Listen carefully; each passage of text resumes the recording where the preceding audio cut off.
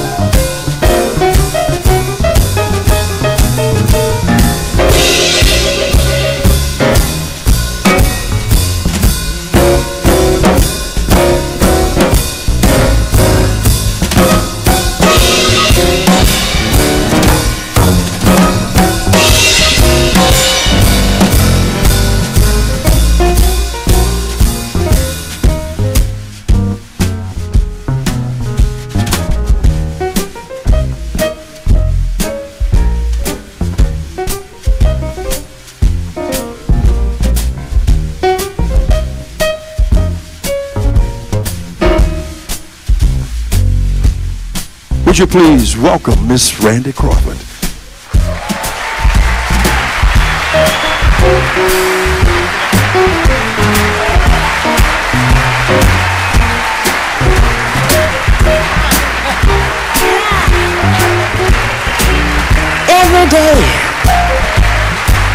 Every day I have the blues.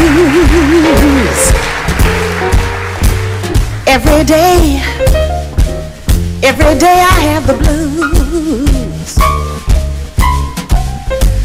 When you see me wear it, baby, 'cause it's you I hate to lose. All right, and Brother Leland, we got you on the line. All right, ladies and gentlemen, our brother on the line is a brother you've heard before, and he's an athlete and boxer, knock him out, sports agent, etc., and consummate marketer and promoter, Brother Leland Hardy. Thank you for joining us on the Communicators, my brother. Oh, it's always a pleasure, man. Anytime I can join you, Brother Leroy, and have a chance to interface with the many listeners in Harlem and now worldwide via the internet, man, on WHCR Harlem Community Radio.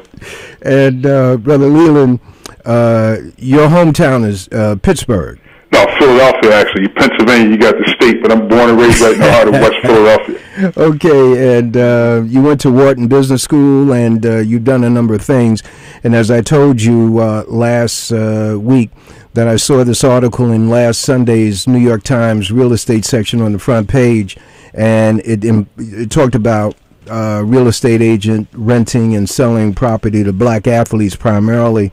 And what it brought to mind is within the article it talked about the rate of bankruptcies and going broke after playing for the NFL players and for NBA players. And you always see black guys, I always see black guys in deep debt in a few years. So my question to you, for the audience, and this is the purpose of this interview, as I told them before you came on, that there are people in our families, cousins, nephews, nieces, sons, grandchildren who aspire to be NBA, NFL players, or even baseball players, and they're aiming for the dollars, and some of them are going to get a whole bunch of dollars. How and why do black athletes go broke? Well, that's a complicated question, and let me also say, as part of a sort of background and my relevance to speak on the topic, one of the things that I did after graduating from the Wharton School of Business, I was in a special program at the school called the Lauder Institute, named after the perfume magnates Estee Lauder. Everyone knows their perfumes and cosmetics. Well, they founded an institute at the Wharton School in 1984, was the inaugural class, to identify the world's most talented international business students. And it required that you enter the program with at least some level of fluency in at least one foreign language. I had already spoken Chinese fairly fluently at the time, so I qualified. I was the youngest ever and first ever African American in what's considered the #1 business program in the world. And I had already, when entering, I had two choices. I just missed the 1984 Olympic Games as a heavyweight. I was the Pennsylvania State heavyweight champion. Went to the Nationals in Albuquerque. Was in the same bracket as Mike Tyson, who also lost and did not make the Olympic team. I lost in the Eastern Trials. However, I had already been accepted at Wharton, so I said, if I don't make the Olympics and go straight, try to make a run at the heavyweight angle, I'll go to business school where I've been accepted. I did that, but my passion for boxing, for sports, and my love of boxing never waned, and I turned professional on ESPN 2 weeks after I graduated from Wharton in 1986. Fast forward to the future in terms of working with athletes and what have you. I noticed that from our greatest athletic boxing class of 1984, where we had Olympic gold medalists, 8 of them, Tyrell Biggs, Henry Tillman, who beat Mike Tyson and won gold at heavyweight, Meldrick Taylor, who's a bum on the street in Philadelphia, Pernell Sweet Pea Whitaker, who's broke, coming off cocaine abuse, and on and on and on. Holyfield, who had foreclosure issues with his home down in Fairburn, Georgia, and so on. That whole class, who I came up with, inspired me to try to help pro athletes save money, protect their wealth, etc. So I started an institute at the Wharton School of Business called BICEPS, the Business Institute for Continuing Education in Professional Sports, BICEPS, which has become the official business education program of the NFL and the National Football League Players Association, as taught at Harvard, Stanford, Northwestern University's Kellogg School, and Wharton. So now, to give your audience the background, what happens with us meaning particularly the African-American professional athlete, he comes up, he's identified as a tremendous prospect, probably from age 8, 9, 10 years old. He's faster than everybody else. He's got more agility, whatever. So he's moved along, often without having remedial educational underpinning. So he gets into high school, other people are writing papers for him. He's allowed to skate through. Doesn't have to do his assignments and such like the other students or whatever. Then all of a sudden, in the case of LeBron being the last class of the NBA, where you could come directly out of high school and go into the NBA, as various other players did, Kevin Garnett and many others we can name, Kobe and so on. You come in and all of a sudden you're making $3, $4, $5 million a year, yet you're literally coming straight out of high school with no prior educational background in handling money, in finances. You didn't sit around a dinner table as many of our white or Asian counterparts did with a two-parent family where they help go through the Wall Street Journal and explain to you what a stock was and what a bond was and how to what the time value of money was, etc., and what the rule of 72 was for doubling your money, and so on. So we don't know about that. We come in here straight out of high school, or in the case of football, where you have to be out of high school for at least one collegiate football season. Guys go in early, whatever, and all of a sudden they were washing money. So now they start listening to those who have the complexion for the connection, as was the case with the real estate person you referred to in the article. They won't listen to, or they won't take and make it a policy to say, you know what, there's a Charles Ogletree at Harvard. There's Leland Hardy out of Wharton. There's so-and-so out of Stanford. There's so-and-so out of Howard or Bethune-Cookman or these others who have achieved greatness. There's a Dave Stewart who's doing $4 billion a year out of St. Louis, and so on. Let me reach out to these men and have a brain trust that I can go to when I get these few millions I'm getting and figure out how to make investments and how to hold on to the money, how to live with modesty. They don't do that. But what they want to do is go out here and allow the car dealer to say, oh, we'll send you a car, son, and they send you a Bentley where you're paying $4,000, $5,000 a month.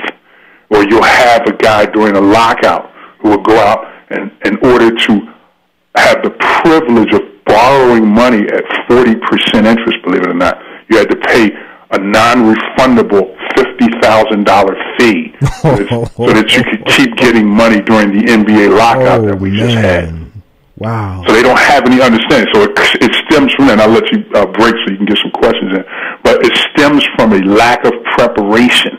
And it stems from wanting to have these ostentatious displays of wealth. I recall vividly watching on on Jimmy Kimmel Live, the young man who went #1 overall, Anthony Davis out of UNC, went #1 overall to the New Orleans Hornets in this last NBA draft in June. And so he was sitting on the couch next to Jimmy, and he said, "Oh man, I understand you're going to be trying to live lavish. Yeah, I got to get that white Bentley. I got to let people know I got money." Now he said that sitting right on the stoop, on the couch next to Jimmy. So this is the problem we have. It's endemic. So they don't realize that the real wealth is achieved from slow, patient, deliberate investing. Each of these NBA and NFL players, they themselves should be venture capitalists. That should be the outlook. They should say, I'm getting this money in now. Okay, I'm setting up a venture capital fund so I can go back into the community. There are many geniuses in the projects. Okay, every one of these players you refer to, they use a service on the internet called Instagram, where they send out pictures, they tweet, they get on Facebook. Okay, they don't think that Instagram, which had 13 employees, was in business for less than 1 year, had no revenues and no earnings, got bought for $1 billion by Facebook. 13-employee company with no earnings, less than a year old, was bought for $1 billion by Facebook. They should say, I'm using Instagram. I should be trying to create the next Instagram. So let me and a couple of my guys in the locker room sit around. We got these millions. We're getting 60, 80, 90, $100,000 every Friday. Let's put some paper together and let's go into the community, okay, and try to find some geniuses who can tinker and come up with something that might be the next one of those things. So it's all about that. It's all about a background, and it's all about not reaching out to those in our own community, the geniuses among us from these institutions that can come and help them. But let me let you get some questions in edgewise. Just a comment that in terms of when you go to high school, when you're in college, and other people are writing papers for you, you think you're getting away, but writing papers and doing research sharpens your mind and puts you closer to critical thinking than you otherwise would be. Absolutely, and it helps you to understand what's going on out here, that you don't have to, the ostentatious displays of wealth. Does Warren Buffett drive a Phantom? Okay. Right. Do you know the names of the mega people? Do you know JP? I was on the phone the other day with JP. JP being John Paulson, the most successful trader in the history of Wall Street, who was responsible for profiting from the real estate mortgage collapse. He had the other side of that trade. As the mortgage collapse happened, he was on the other side, and he's probably worth 12, 15 billion at this point. He just donated $100 million to the Central Park Conservancy because he enjoyed playing there as a child. So these are the people that we don't even know the names of. Man. But they are tremendous fans of these ball players. Yeah. So why wouldn't these ball players say when they're interviewed, hey, what you going to do now? They're sitting on the couch with Jimmy Kimmel. Well, first thing I'm trying to do is trying to get in touch with John Paulson and Warren Buffett, and I'm trying to somehow get myself an invite to the Power Summit that these guys have out in Iowa. You understand? And what have you. But they don't know about that. Brother Leland Hardy is our guest only for a few minutes. On Tuesday night, this coming Tuesday night, the discussion continues, and it's going to be full-blown discussion, enabling you to plug in. Those of you who don't have internet, take this number down, 213-943-3618. On Tuesday night, you can plug in at 7 o'clock for the first guest and 8 o'clock for Leland Hardy. And that's going to be on blogtalkradio.com/The Keys 107. 1, the numeral 107. blogtalkradio.com/The Keys 107. Brother Leland Hardy, you dropped a venture capitalist idea, venture on us. 2 or 3 things that people can do at this early point in their lives. I'm talking about athletes and their parents, the average person, based on the fact that you're moving around in financial circles. Well, first of all, it's establishing a plan. Okay, so I'll speak of a specific young man who I don't know exactly what he's doing, but I know someone who's so close to him that the ball player calls this young man, a close friend of mine, Dad, literally, and that Dad that he calls Dad has not yet done anything in terms of business with the young man or guided him because he has a quote friend type relationship with him, and he has not figured out or doesn't have the confidence to transition from just being a friend to hopefully helping the kid amass wealth. So there's a young man who just turned 23 on August 6th of 2012, currently making $5.82 million a year, and he just signed an $80 million contract in the NBA, 5-year deal. And I'll give a hint, I don't want to say any of the names, but he plays alongside the former New York Knick, Jeremy Lin, and he was the leading scorer for that team last night against the Knicks. So you can go ahead and do your research and figure out who I'm talking about. And the person that I'll be sending this copy of this program to is the person that he calls Dad. So that individual should be planning a long-term strategy and having this do the same thing that the pension funds for the General Electrics, the General Motors, the AIGs, the Nabiscos, the Johnson & Johnson Pharmaceuticals, etc. Those pension funds, the New York City Police and Firemen's Pension Fund, and all those institutions, they have a broad allocation of investments. So they own some large cap stocks like Procter & Gamble, like General Electric, like General Motors, and so on. Incidentally, I'll mention General Electric because in 2011, General Electric, obviously multi-billion-dollar organization, didn't pay 1 penny of income tax because of their tax strategies. So you have a giant multi-billion-dollar organization like a General Electric paying $0 of tax. That shows you that there are strategies one can employ to minimize one's tax burden. But anyway, so you would have... Brother Leland, we're at the end. Tuesday night, we're going to continue. This has been a rich 14, 15 minutes for us. At least it starts our minds to thinking in a can-do mode. And I want to thank you, and may God continue to bless you and your family, your parents, your brothers, your sisters, your tribe, your wife, everyone. And I thank you for your spirit, my brother. God bless you. Yes, sir. I appreciate it. I look forward to speaking to your audience again on Tuesday evening, 8 o'clock. Yes, sir. Peace. Yes, sir. And WHCR. Hello? Yes. Yeah, hi. James Tracy? Yes. Professor James Tracy, hold on a second. And ladies and gentlemen, we're moving right along. Hold on. Let's pause for station identification. WHCR 90.3 FM, New York. Okay, brothers and sisters, we have another guest right here on the line, Professor James Tracy.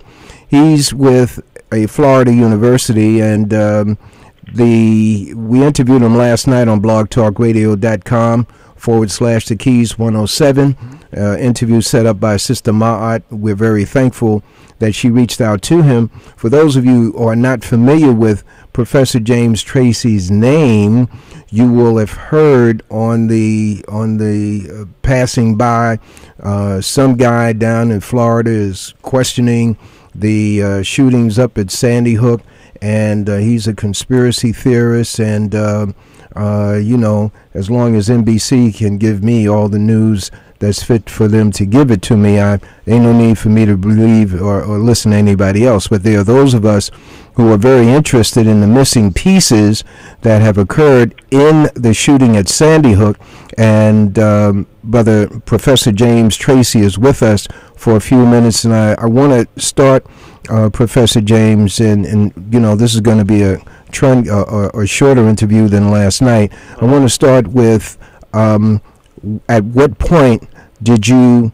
begin to look at the story at Sandy Hook closer, and what are the key points that the public needs to know? When I say needs to know, needs to be aware, the questions that remain after you're looking at the Sandy Hook shootings. Well, hi, yeah, thanks for having me as a guest. I was really not on the story immediately when it was unfolding. It wasn't until several days later that I looked at it more closely, and there were a number of inconsistencies.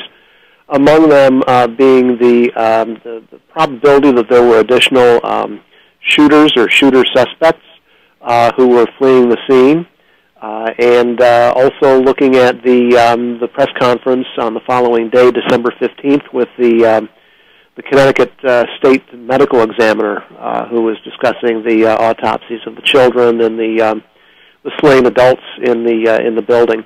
There were just a number of really disturbing things that came out of those two, you know, documented occurrences that led me to delve into this further. And the further I delved into it, the more questions there really were about what actually took place on December 14th. But the foremost among them are the additional shooter suspects whose identities have not really been given to us by law enforcement authorities. The uncertainties with regard to the coroner, H. Wayne Carver II, who's really not able to respond to or answer very simple questions from reporters, such as what caliber were the bullets, how many girls versus how many boys were there who were killed.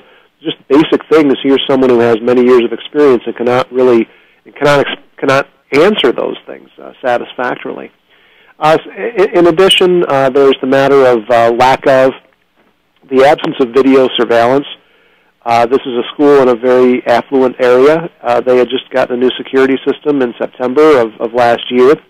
So one would conclude that there would be video surveillance capabilities, and law enforcement has said nothing with regard to that. But if we did have that, as we did with, for example, Columbine, we'd be able to confirm who the culprit or who the culprits were. Was it Adam Lanza? Did Adam Lanza have accomplices? All of that is rather murky because this whole investigation, the inquiry by law enforcement authorities, is far from transparent.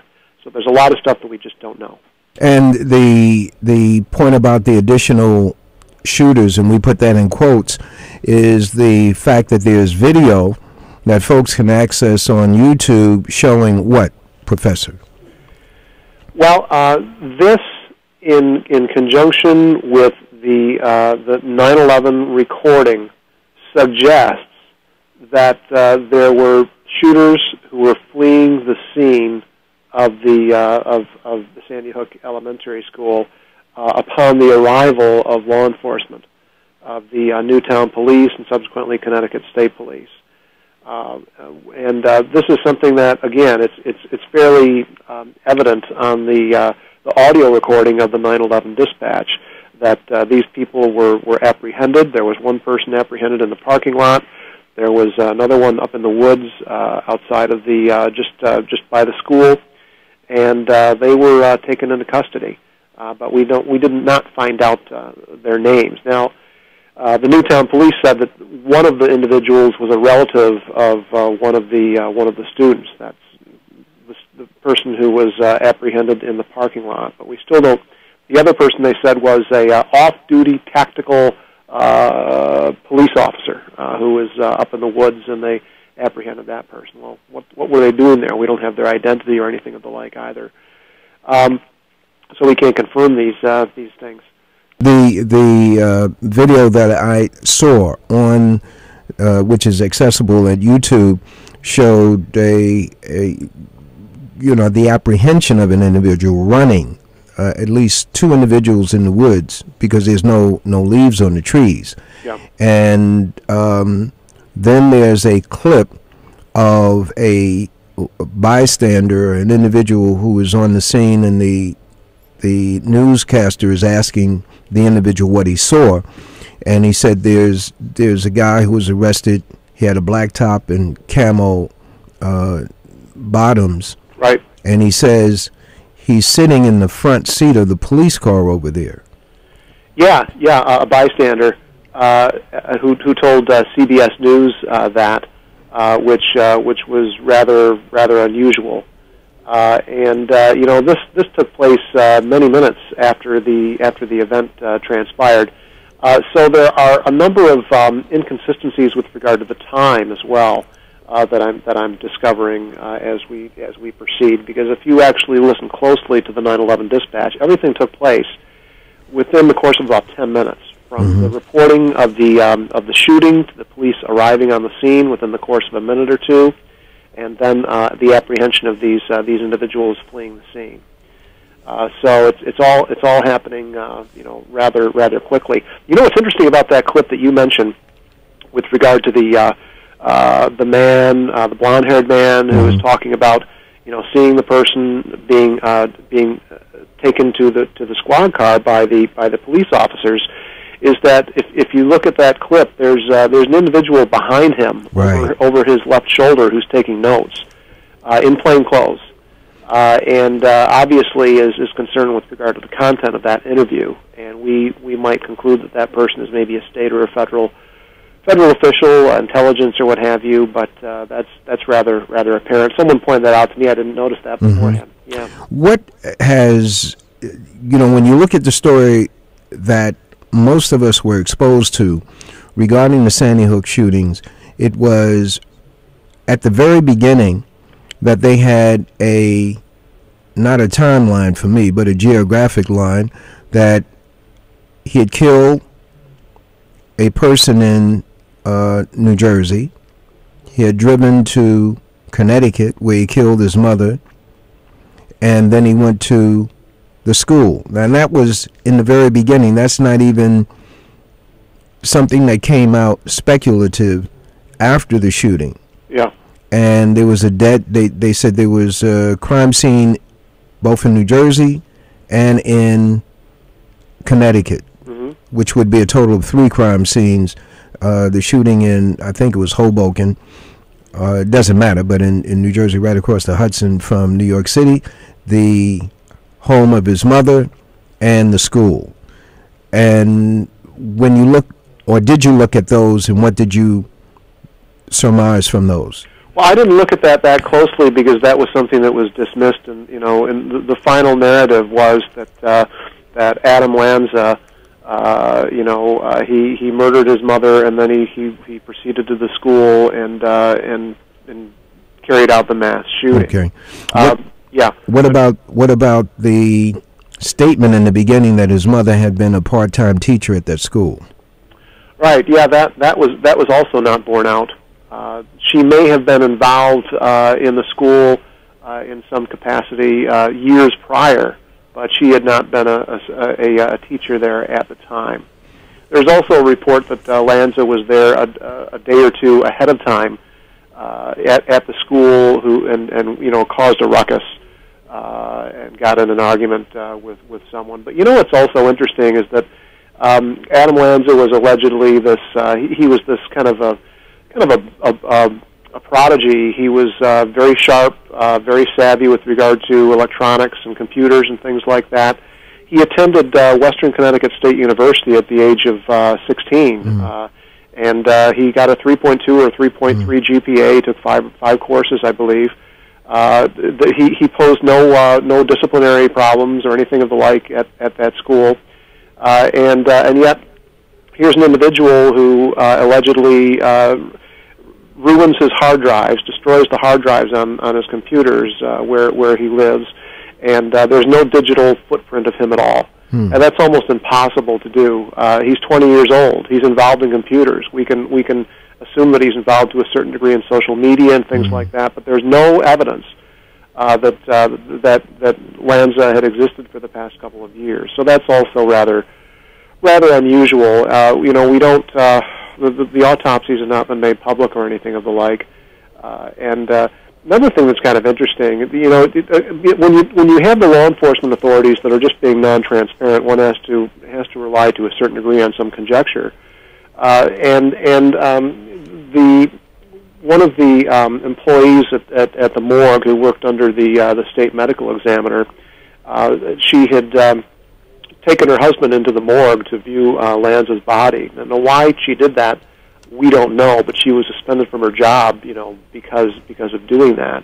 Now, something must have prompted her to take her loved one into the morgue to view the body, because maybe it wasn't the individual that is being depicted. So, again, you kind of try to piece these things together, and that's what I attempted to do with the timeline.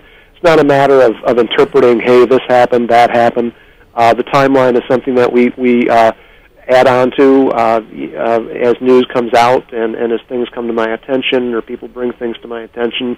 And it's just a matter of, kind of determining what took place on your own based upon the evidence that we have that's been disclosed in the media. Because even though the journalists, they might not be able to do investigative work, or they're prevented from doing good investigative work anymore, a lot of the facts and things that come out, they might be buried on page 16 or something, but they're important for a case like this. And ladies and gentlemen, this is WHCR 90.3 on the FM dial, coming to you from the campus of City College in Harlem, USA. And our guest online is Professor James Tracy. He is one of the individuals who has written regarding questions on the Sandy Hook shootings, and it would seem to many folks that, well, it's a cut and dried thing. What more can you be looking for, except that there are bits and pieces that are there but have not made the general media. And if little people on the YouTube can know about these pieces, then why wouldn't it be in the general media? And what did you learn, or what have you seen regarding the drills in Bridgeport around hostage taking at a school, the drills going on basically 20 minutes away from Sandy Hook? Well, that drill was taking place on the same day at the same time this event took place. So one of the things that I suggested was is there the possibility that this drill itself could have somehow been transplanted, if you will, from Bridgeport to Newtown, and that's a possibility. Now, if you mention that in polite company, people will say, "Oh well, they would never do that. This event could not be that contrived because it's been presented as a tragedy." I think that the public has gone through this mourning, and to come out and say, "Oh well, it did not take place," or it did not take place as has been suggested by the media, some people really take offense at that. But that's a possibility. These shooter drills, these live shooter drills and so forth, are taking place at schools all across the country. And as, for example, researchers such as Whcr Tarpley have suggested, frequently, things such as 9/11 or the London tubeway bombings in 7/7 of 2005, these things arose out of one or more drills taking place. At the same time? Yeah, concurrently, right, at the exact same time. So it's fairly simple for those carrying out the drills, or elements within the government. We're not talking about the entire government right. as bad or what have you, but there are certain elements within it that could replace devices that might not be, explosive or loaded or what have you, and then you have a live situation on your hands. Ladies and gentlemen, Professor James Tracy is a Ph.D. in Mass Communications, and that's from the University of Iowa. He teaches classes on journalism and media studies at Florida Atlantic University. When you teach your journalism and media courses, what in it do you teach on critical analysis, content analysis that you can pass on to the average listener now, so that we can begin to look at stories wherever they are, local, state, international, national, and it with a more critical eye? Well, I'm an affiliate of Project Censored, which is a Northern California-based organization. It's international now. And one of the things that, an exercise that I have in my class, a project with students, is we research these stories that have been underreported or, almost completely non-reported. And Project Censored is an international body of scholars, activists, and things of the like, that journalists, and they evaluate the stories, and then they're voted on every year. And there's a top 25 of the stories, and there are hundreds that are submitted. So that Censored Yearbook, I think, has a lot of great material in it. It's published by Seven Stories Press. It comes out every October or November, and I have some work in there. This in the 2013 volume that just came out, and my students have 3 stories in the top 25. So we're working on more stories now in the one class that I teach, journalism criticism class.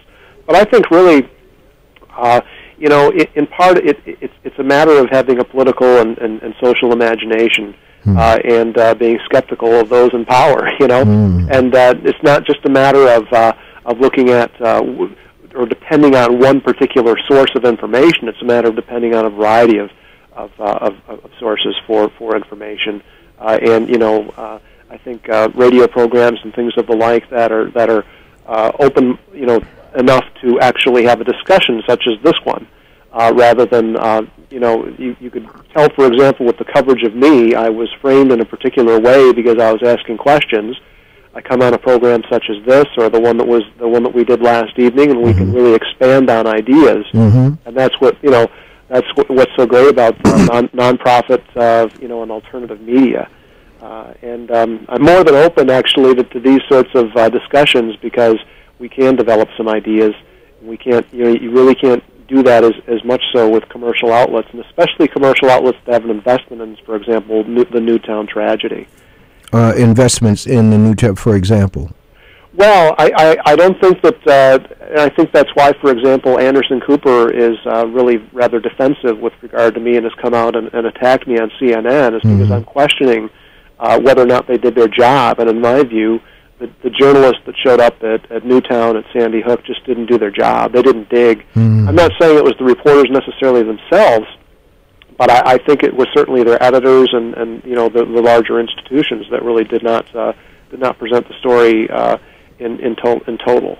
Here you are at a university in Florida, tucked away, that a lot of people never heard of.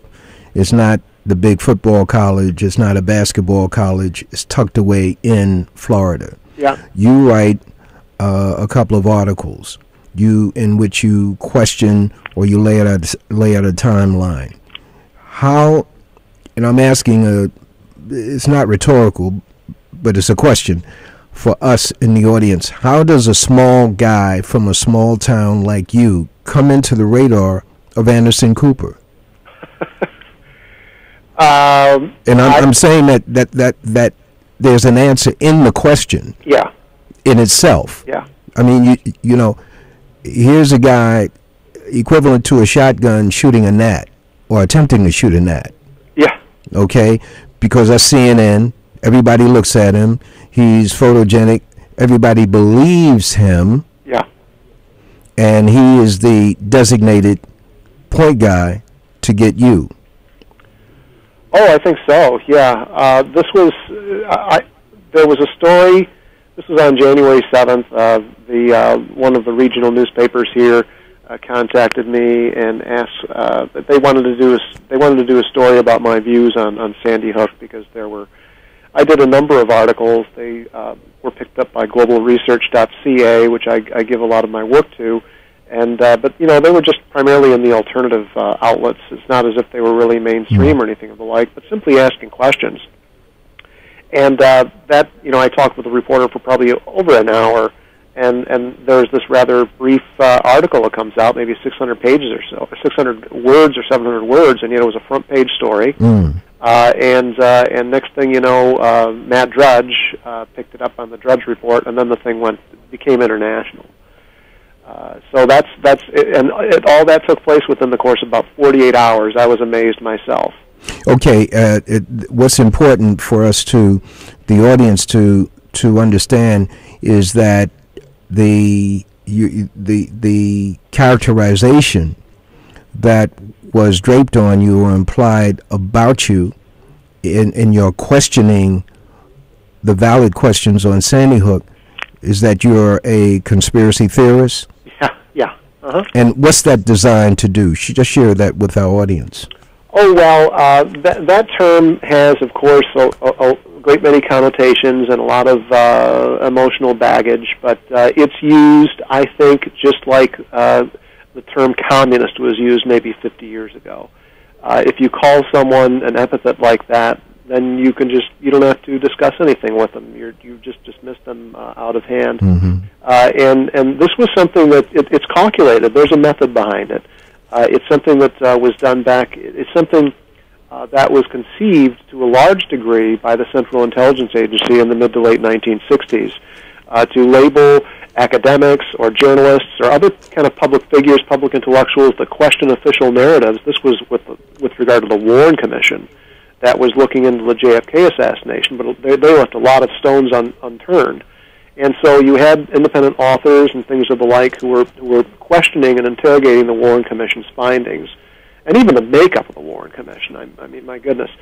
So there was a memo. It's called CA document 1035-960. I just wrote an essay on this last week because a colleague of mine up at Florida State is publishing a book called Conspiracy Theory in America, where he talks about this important CIA document, where they lay down the method for, essentially denigrating the individuals who bring up questions with regard to the JFK assassination, because they are very much concerned with regard to public opinion. So you've got to kill the messenger. Mm-hmm. You might not be able to, if you kill the messenger, if you attack the messenger, you don't have to worry about the evidence they have. Mm-hmm. Because there's a certain segment of the population is going to say, oh, they're a conspiracy theorist. Mm-hmm. But of course, if you look at some of the people who are called conspiracy theorists, and you look beyond the caricature and actually what they're saying, frequently what they have to say does hold up to some degree. Mm-hmm. And so yeah, that's where it comes from. CIA Doc 1035-960, which was released through a FOIA request by the New York Times in 1976. And of course, if you're an academic, if you're a journalist, the idea of being called a conspiracy theorist is like the kiss of death, because then your judgment and so forth is something that's called into question. So I think that's one of the reasons that a lot of academics and a lot of journalists won't look into things like 9/11. Look at that format. Look at that structure. Look at that tactic. And what do you learn from that when it applies to black people being called anti-Semitic? Well, there's definitely a information propaganda apparatus that is established that's been around for some time to do that. It's a very similar type of dynamic. One could contend certainly with groups like the Anti-Defamation League, and really shutting down discussion with the allegation that someone is anti-Semitic, or if they're Jewish, a self-hating Jew.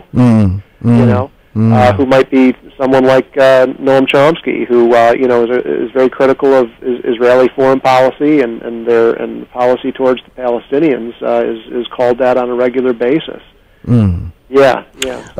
Give the articles of importance that the audience can look up on the internet. The articles dealing with the timeline. What would they look for? The URL for my website is memoryholeblog.com, and that's kind of taken from the George Orwell's 1984. Memoryholeblog.com. And also, I submit a good deal of my work to globalresearch.ca, which I think is a really very good alternative news website, and so either of those places they can find my work. Okay, ladies and gentlemen, we have a few more minutes with Professor James Tracy, and we can entertain questions, no statements. Go direct to your questions. Telephone number 212-650-6903, 212-650-6903. You're listening to Harlem Community Radio, WHCR 90.3 on the FM dial. God bless you. Thank you for your call. You're on the Black Air. Yes, thank you. Let me just turn the computer down. Thank you so much, Professor Tracy, for your work. I'd like to hear more on the drills and the similarities with such as 9/11, 7/7, and Haiti, where there was also Southern Command was doing a drill before, as if there would be an earthquake, and then the drill went live. And also, there was no previous history of Adam Lanza being violent. He was very smart. He was called a genius. And there seems to be some murkiness around his whether he was taking psychiatric drugs. And I'll listen. As you respond. Thank you. Thank you for your call. Oh, sure. Yeah. Well, I think that the drills are something that we have to look at very, very carefully with these types of operations in the event that there's the possibility that they go live. The Federal Bureau of Investigation is well known for coaching and individuals to do terrorist acts. They've been there was an article in Mother Jones in 2011 that documents this quite thoroughly. It was a top Project Censored story. So these things are definitely taking place, and I think that the public has to be vigilant in that regard. With regard to Adam Lanza's psychiatric history, we know very little. There are some reports that he was on a drug not very well known called Fanapt, and I'm not sure if that is specifically known for homicidality or suicidality, but a great many of these antidepressants and atypical antipsychotics can cause the homicidality and suicidality, and we find that many of these shootings involve individuals that have been on these drugs. But that's another thing where the journalistic community failed with regard to Newtown, is they did not seek out Adam Lanza's psychiatrist to find out what types of drugs he was on or interview him. The pharmaceutical industry, they send in reps. They send in people to communities when there's a shooting like this very quickly to silence anyone that might question whether or not this person was on drugs, if they have been on these drugs. And in most instances, they had been. Professor, how do you know that? How do you know that piece? Where does that come from? That the pharmaceutical industry sends in reps? Oh, this is something that was discussed, for example, by John Rappaport, who's done a great deal of research in this area. He's an investigative journalist, and he's looked into this in some detail. That this is something where they're very careful. They're very concerned with regard to their own their own interests and the like, and so they have teams that actually send in people. And this was a conversation that I think Rappaport had with on the Jeff Rentz program a month or so ago. Okay, hold on while we pause for station identification. Whcr 90.3 FM, New York. Harlem Community Radio. Coming up in our second hour will be Attorney Alton Maddox, and we're concluding an interview with Professor James Tracy.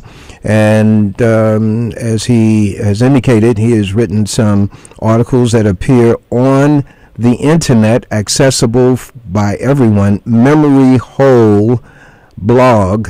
That's MEMORYHOLEBLOG.com, and also at the website globalresearch.ca. Instead of .com, it's .ca for Canada. Globalresearch.ca.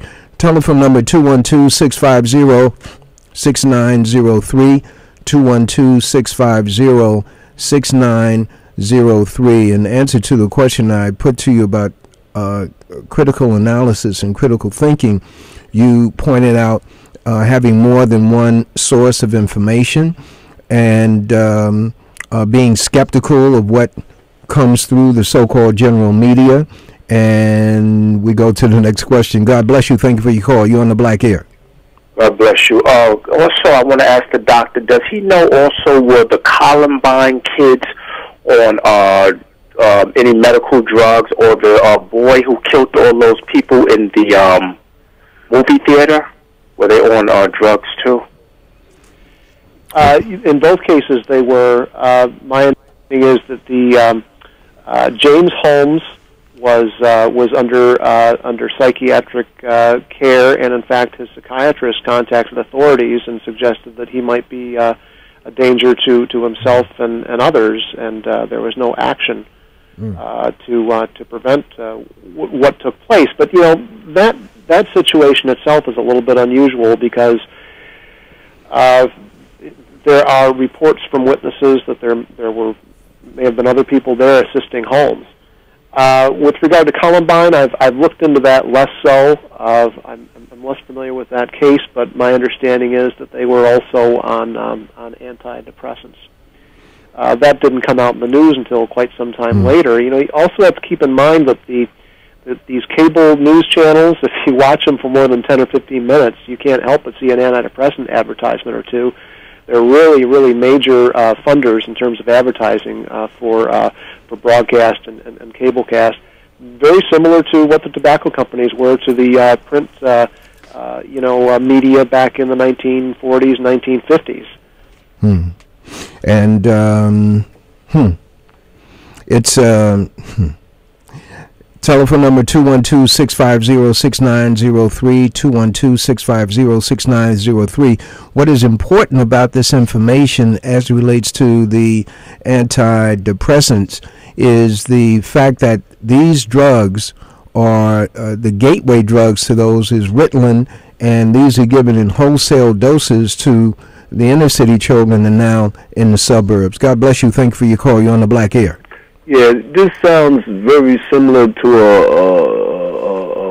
the way he made it sound anyway, when they had a bombing of a plane that was going to Dominican Republic or something, and then somebody said they seen something, and then they blanked it off the air, and I was just wondering if he remembered that incident and if he could make a connection. What year are we talking about? Oh, it was a few years back. It was quite a few years back. It was before Barack.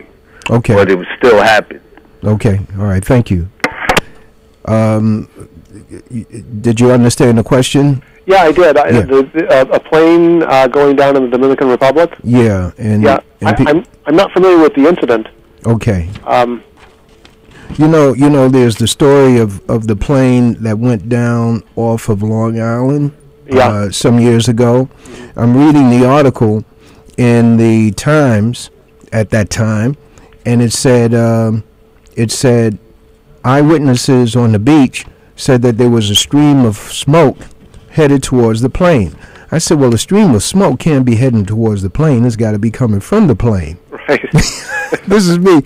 I'm looking at the article, and I said, wait a minute, this is New York Times. How are they talking about a stream of smoke going towards the plane? Yeah. You remember that the plane that went down, it went down off Long Island. Not that you should remember, but there, and it wasn't a small plane. It was a passenger plane. Folks, a lot of life was lost. and there was a husband and wife who went into the hangar where the wreckage of the plane was, and they were subsequently discovered, not at that time, but I guess they had video cameras on them and whatnot, and they were arrested, and they were found guilty of something. And when I say something like trespassing and whatnot, it's a very interesting story that's never been fully explored. We have time for one last question. 212-650-6903. You'll be on the air with Professor James Tracy. We want to thank Sister Anita for setting up this interview with Professor James Tracy, and we had the benefit of his audience last night on blogtalkradio.com/The Keys 107. You can access that interview by going to that website, The Keys 107, and looking for last night's date, Brother Leroy with the Communicators. What's happening is that when you look at, this is my last question, when you look at the media, when you look at what people are being fed content-wise, what is the assessment of yourself and others in media as it relates to the quality of news or even misinformation that's being fed to American people on a daily basis?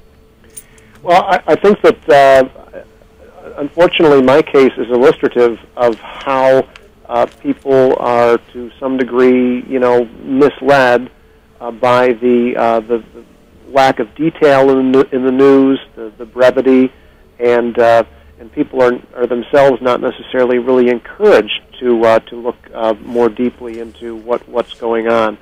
That is how, for example, I was framed as the conspiracy professor and what have you, and people just they took the headline or the soundbite and drew their own conclusions. Not everyone, but I would say a majority of people, based upon those who've gone to my blog and actually read what I was talking about. You're talking about overall reading 3 or 4 essays that are about 3,000 words each, and there's a lot more nuance to what I was saying, but that cannot be reduced to a soundbite, and unfortunately it was. We live in an era of kind of like Twitter and social media and these things that also kind of put us in information silos to some degree. So we were only exposed to information that we might deem important. It might be something like sports or showbiz, and really important news about the air we breathe, the food we eat, and things like that, or government malfeasance falls by the wayside. We don't know about it. We don't have the information to act as good citizens.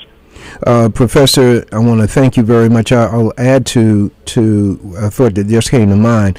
As you read newspapers or even look at TV, and as the stories are presented to you, the many of stories are presented to you, one of the things that, even 60 Minutes, one of the things that the viewer and the listener and the reader can apply is, does this help me and my family move forward in the world? Oh, sure. Yeah, I think that's a very good litmus test for the information that we take in on a regular basis. Is this something that is uplifting to my community, to my region, to my nation, or isn't it? And if it's just something about Lindsay Lohan's new boyfriend or whatever the case may be, that's not going to be very helpful. Professor James Tracy, thank you very much for this first visit with us. I want to thank Sister Anita for setting up this interview. May God continue to bless you and protect you as you go about doing your work of enlightening your students and the general world's community. God bless you, and thank you for joining us. Oh, thank you. God bless you. Bye now. Bye-bye. Ladies and gentlemen, setting up for our next interview, which will be with Attorney Alton Maddox. We'll be right back.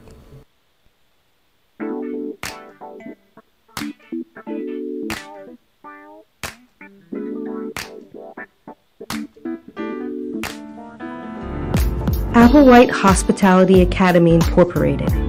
AHA is a school that provides training and education to those interested in pursuing jobs in hotels, restaurants, spas, catering halls, and on cruise ships. AHA offers career retraining and workforce development for those displaced by the current economy. AHA provides direct job training for entry-level positions, such as restaurant servers, hotel guest room attendants, bus persons, hotel banquet workers, maintenance workers, and laundry attendants. AHA's accredited curriculum is provided by the American Hotel and Lodging Association. AHA is licensed by the New York State Department of Education. AHA classes begin every 6 weeks starting February 11th, 2013, and run 5 days a week from 9 a.m. to 4 p.m. for 6 weeks. A new cycle of classes begin every 6 weeks for a total of 8 sessions per year. AHA's mission is to deliver highly trained professionals ready to meet the guest service needs of the hospitality industry. For information about tuition, call 212-222-5849 or visit applewhitenyc.com.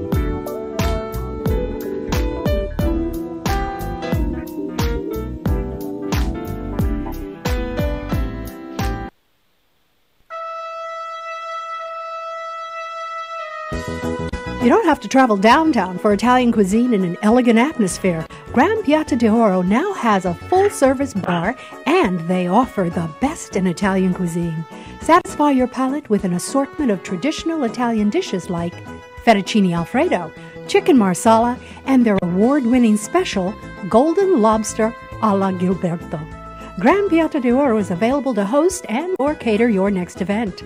Gran Piazza d'Oro is located at 1429 Fifth Avenue between 116th and 117th Streets in Harlem. For more information, call 212-722-2244 or visit GranPiattoRestaurant.com.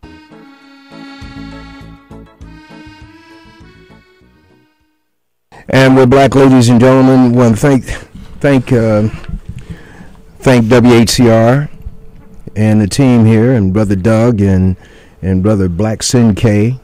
Sin K just rolled into the studio, sipping on some, let me see, God's Bucks. Hennessy. God's Bucks is water. So just in case you're going to play this up, man, they drinking water. They drinking somebody else's soda and coffee. Without further ado, this past Thursday, Brother Cornelius Ricks put on a very good program at the Harlem Branch Library, right across from Marcus Garvey Park. It's the series called Behind the Bench, working towards a legal library in Harlem.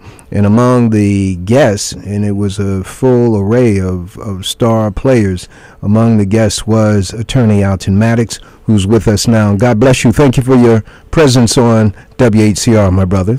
Well, thank you for that and the invitation today. I want you to admit to the audience that I go after you quite often, but you be on your Boeing 727 flying hither, there, and yon. Well, in my mind, I am on my Boeing 727. Now, listen, brother. There is a tremendous need for black lawyering within our community. And when I say black lawyering, I'm talking about black lawyers who have a black consciousness. And I want you to talk about the difficulty and the challenges that a black lawyer has in representing his people, the blocks that are put up. It's not automatic that you come out of NYU or Columbia or Harvard or Yale Law School and you can rock and roll in these courts. What are the things that black lawyers, male and female, meet up with when they come into this practice? And I'm not asking from the standpoint of scaring people off. I'm dealing with a reality check. And after you lay out that stuff, when I say stuff, that is stuff in the game. After you lay it out, what are some of the things that they can do to protect their integrity and at least help black folks behind the scenes if they can't help them in front? Well, I think, one, when you go into the practice of law, you really anticipate a comfortable career. And most lawyers probably anticipate a level playing field. And the possibilities of having a comfortable career in reality mean keeping your nose clean and having a having a level playing field really is non-existent. And so most people, when looking at that, and that's something that they don't prepare you for in law school, because in law school, you think that, judges are going to sit on the bench and they're going to be fair and they have no personal agenda in mind. They have no other achievements than to make sure your client get a fair trial. And the prosecutors, on the other hand, are going to comply with the Code of Professional Responsibility, and they're going to do the right thing. And that, if you participate in that process and you happen to be good, then things will work out for you. And the reality of it is none of that is true. And that's why it's just, it's so difficult for a black lawyer to challenge white supremacy. Now, it's not difficult for you to be a lawyer, but when the issue of white supremacy comes into the mix, then that's a different equation. So that, if a client comes into office and say, I got a will that I need for you to draft, well, that's not a difficult, proposition to deal with. If the person comes into the office and say, I need a contract enforced, well, that may be a little bit more difficult, but, it could still be handled as long as it doesn't hurt white supremacy. But, if there's an issue that comes up where, white supremacy itself is at stake, and, you decide that you want to represent your client and do what's best, then that's a different kind of ball game, and that's where, the line ends.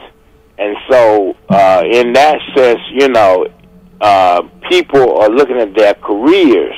And so, you have a judge who usually, in those situations, have been pre-selected. And that's one of the first things you have to really be concerned about in the practice of law, is how did this judge get this case?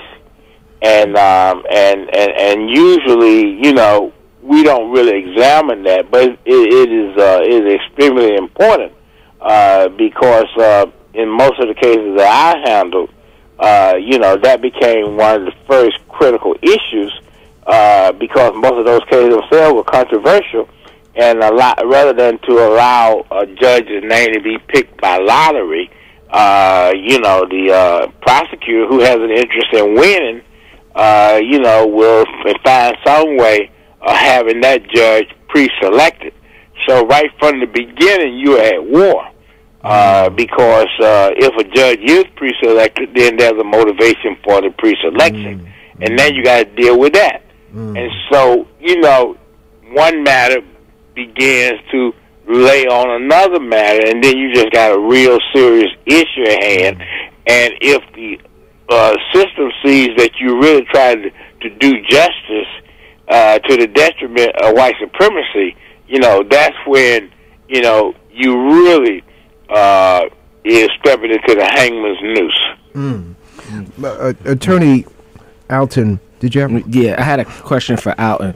I mean, Alton, this is Sinkay. You bring up a good point, and one of my favorite shows is Law and Order, and I think that a lot of times Law and Order, a lot of people love that show, warps a lot of people's minds about the judicial system, because as you said, you never see this really sort of bias with judges. What do you think that law enforcement shows do to misrepresent, what happens in the courtroom to the most of us, in the listening audience? Well, my wife I mean, she loves Law and Order. I mean, but to be honest with you, I very seldom get a chance to see any of those shows So, it's hard for me to really dissect them, They're certainly in the house, and people are certainly watching them, but I'm usually so busy, that I really don't have the opportunity to really see, what those shows demonstrate. But I cannot see how Hollywood and the white power structure would put on a judicial reality show. You know what I mean? Mm-hmm. I mean, there are reality shows for other things in life. Mm-hmm. Well, I don't think that the system can afford for there to be a reality show on law. And I'm not saying that it does or does not exist. I haven't seen a show like that. And, and I would doubt that it could exist because it would just point out, the real ugliness of the legal system to the extent that people would absolutely distrust it, because there's some ugly things that happen. I mean, like we talk about now the Central Park 7 case, there's a lot of ugliness, that was in that case. There are a lot of other cases in which there's a lot of ugliness in that case, in those cases. And those things that are ugly, are usually suppressed. Because it doesn't help anybody usually to bring those things out.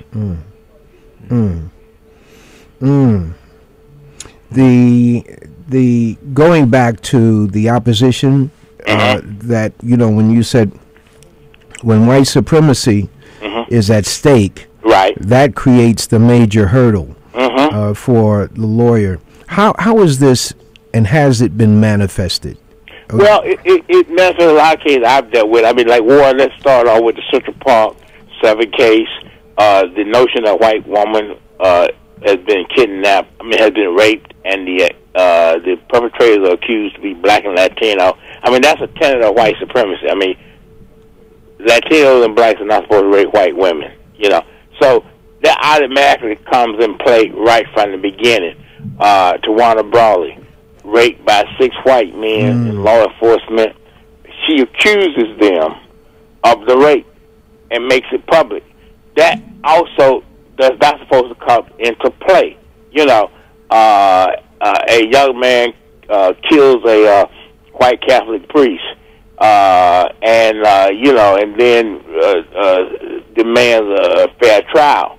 That is not something that's supposed to really produce a favorable result, for that young man. So these cases in themselves have the ingredients that threaten the tenets of white supremacy. There's an automatic threat. And so when you decide that you're going to get involved in one of those kinds of cases, then you know that it's something bigger at stake than just your client's life. It's the whole notion of white supremacy itself. Because, white supremacy can only exist if it is not exposed, and it's not defeated, and it does not get wrinkles. I mean, that's the only way that white supremacy is such that it's going to continue to take a beating. Then that's a whole different ball game, and that's something that from the beginning when you look at those cases that you are supposed to not in no way win those kinds of cases. I'm going to add something to it, Alton, and your list. If it's not confronted, if white supremacy has wrinkles, and there was one other piece, and that is, as long as we believe in white supremacy, that is, above all, the magic ingredient. Right. And when you don't believe in it, you put yourself in a position to contend with it. Right. But if you do believe in it, then you're operating from the standpoint of, is this going to offend the prosecutor? Is this going to offend the judge? And I'm going to add something in there. That's why Negroes are using the term people of color today as opposed to using black. Well, you see, what you brought up a very interesting point. And that's something that really should be a staple in this discussion and every other discussion that is talked about in terms of white supremacy. And that is that a white supremacy demands a symbiotic relationship. It demands that it can't function unless there is that symbiotic relationship. And that's what we are really not talking about, because, and you defined it properly, because you see, in order for white supremacy to thrive, there has to be, for example, Negro accommodationism. I mean, we have to accommodate it. You know, it's like the political system. Well, this political system really is a bird with two wings, a left wing and a right wing. So if you don't have those two wings to a political system like the one that we are dealing with in this country, then the political system can't operate. So you got to have a Republican Party, which is the right wing, and a Democratic Party, which is the left wing, in order for the bird to have equilibrium, or for there to be equal political equilibrium. You see what I'm saying? And so therefore, when you start talking about some of us ignore, we're actually accommodating it, which is a necessary function of maintaining white supremacy, is that there are people who will accommodate it. And so if you get everybody who start resisting it, you know, as for example, if I get a case and I start resisting it, and other people start resisting it, then, you know, we put a heavy weight on white supremacy. Yeah, Brother Alton, earlier when you were talking about the need for a judicial or court order reality show. I say to you, I know you mentioned you don't have the time, but if you are someone of your consciousness, were to put a show like that out on YouTube where you sort of dissected these things, you'd have so many viewers and following, you could charge it'd be a second stream of income for you, you know, because there is a need for that. And I'm sure you'd probably be surprised and shocked how many people would tune into, you know, you dissecting weekly something like their most popular show and how it pertains to our community. No, you're absolutely right. And I mean, I never thought about it till you just said it a moment ago. You know, when you read the question, that's what produced the idea that, you know, there's a need for a legal reality show. You know, I mean, there are reality shows in so many other areas. And as I said before, I don't get a chance to really watch television. And so, you know, it's hard for me to know what is exactly there. But I can't imagine anybody sponsoring a legal reality show. You know what I mean? Now, you know, in terms of that, you know, what comes to mind is, pardon me, whether it's on YouTube or wherever, is sitting you down and with a group of folks, right, and playing a whole program. I mean, a 1 hour, whatever time it is, of what they call, what's the show? Law and Order. Law and Order. He only have to take clips though, because they won't let him play the whole program. No. I'm just saying, yeah, we would do the clips. Right. After you watch it, you say, all right, what do you see there? You say, well, hey man, so and so and so. Didn't you see that? And that would be the show. But we could just do that band one time. Negroes would say, man, this has been game. One of the things about the TV shows is that there is it presents the world that you would like to see. And that's in your head. So when it comes to somebody saying it's not like that, they have already inoculated the people to believing that what they see on Law and Order and some of those other shows, especially the cop shows where they beat up a black man, and they already set it up that he beat his mama down. Right. So they gonna beat him halfway, and you cheering the man being beat, and that's all concocted by a screenwriter and a director and a producer to have that effect, to justify the brutality on the black victim, which in most cases is not happening because he took his mama's money and killed her and threw out the window. It happens because it's in the dark and they could get away with it. Absolutely. This is WHCR 90.3 on the FM dial, coming in from the campus of City College in Harlem, USA. Our guest online is attorney Alton Maddox, and he appeared at WHCR 90.3 FM, New York. The Harlem Branch, Harlem Branch Library, Harlem Branch Library, which is on 124th Street, right across from Marcus Garvey Park. And the libraries, ladies and gentlemen, have newspapers, they have books. It is a perfect place to take some of your children for an hour or two on a Saturday or after school and just get them into that environment, even if you're not interested in reading. Get them into an environment where there are books and newspapers and magazines. Get them in. Use the libraries. Use the libraries. Now, one of the people in the audience you acknowledge, I believe her name is Mrs. Robinson, and you referred to her as one of your first law professors. Please, Miss Richardson. Miss Richardson, I'm sorry. Please tell us about that relationship that you had with her when you came to New York. Well, you know, when I came to New York, and I think most lawyers get into this mode, is that, one, we really don't know too much about the actual practice of law. And because we don't know too much about the actual practice of law,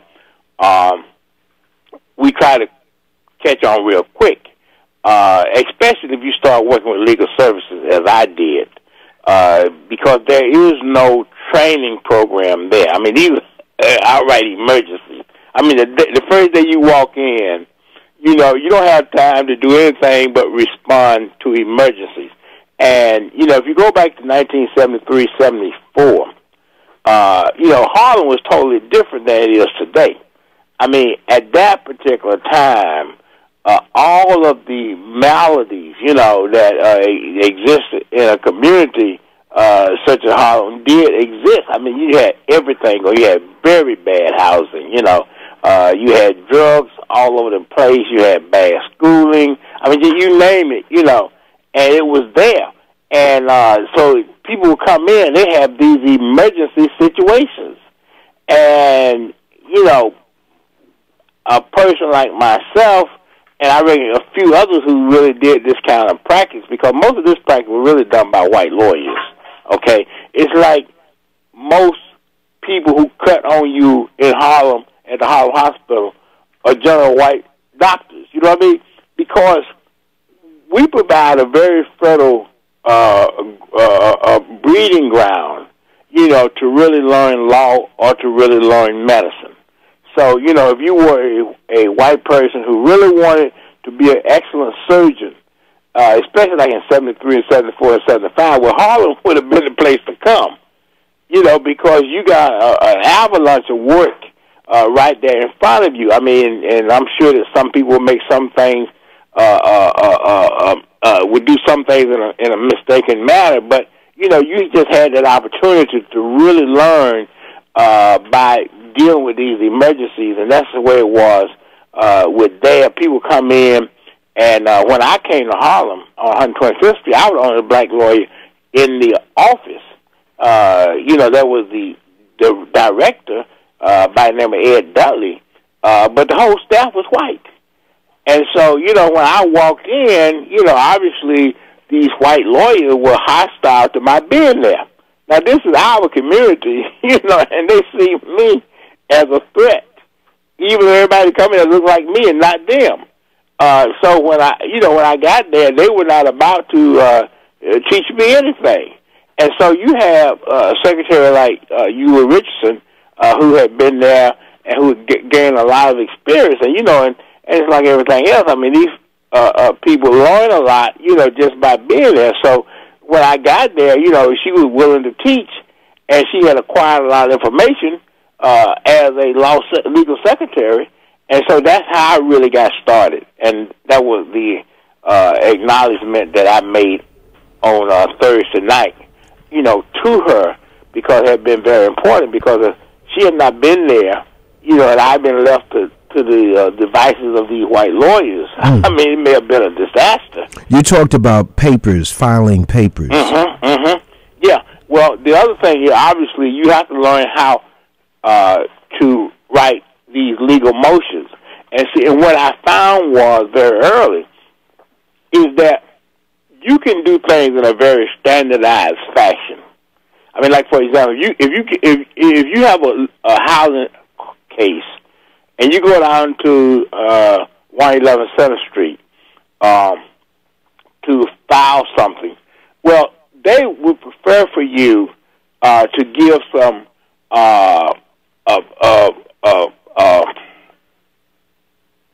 answers that are pretty much standardized. I mean, you know, and they prefer for you to give any defenses that are pretty much standardized. So, you know, they have a little sheet there, and the clerk gives you, and he just said, well, you know, write out what you're talking about in a very succinct manner. Mm-hmm. Now, you know, you say, well, I don't have heat. Mm-hmm. You know, I mean, the plumbing is bad.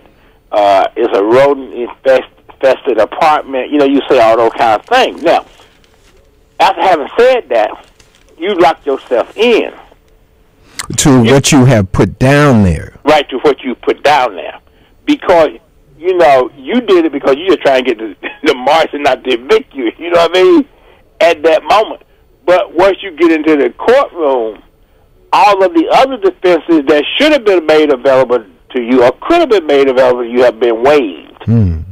So now you stand before the judge, and it comes out through maybe some testimony or something that, you know, that there's some other defenses there, but the judge will make you stick to what you put on paper. Mm. You know, and then you got to deal with that, and therefore the chance of your winning, you know, diminishes because the defenses that you maybe could have used to help your case are no longer available, you know, because the judges start arguing about, well, you waive this, you waive that.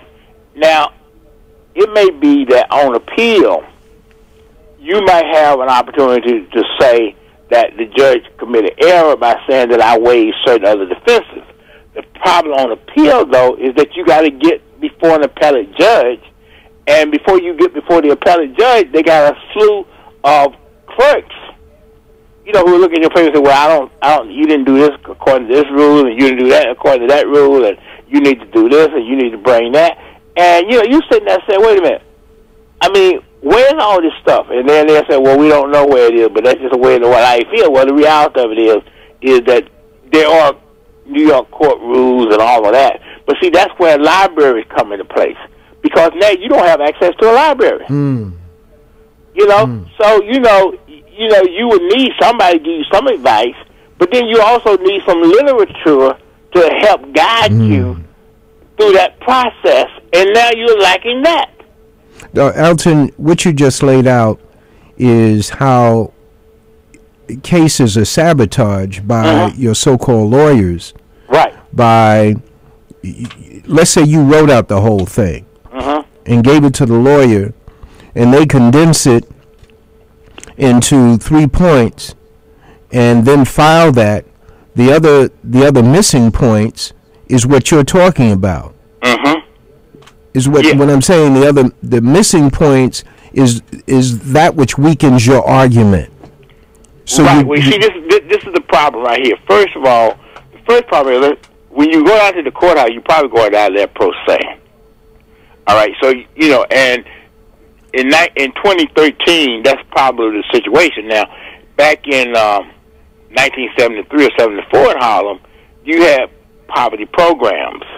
So you had these legal services programs where you could really have access to lawyers in civil cases. So, you know, they could help you from the beginning develop that record, right from the beginning. But where you have to go in pro se, and maybe later you're fortunate enough to get a lawyer, you're still bound by what you said initially. And now, if you want to change that, it's going to cost you more money from the lawyer.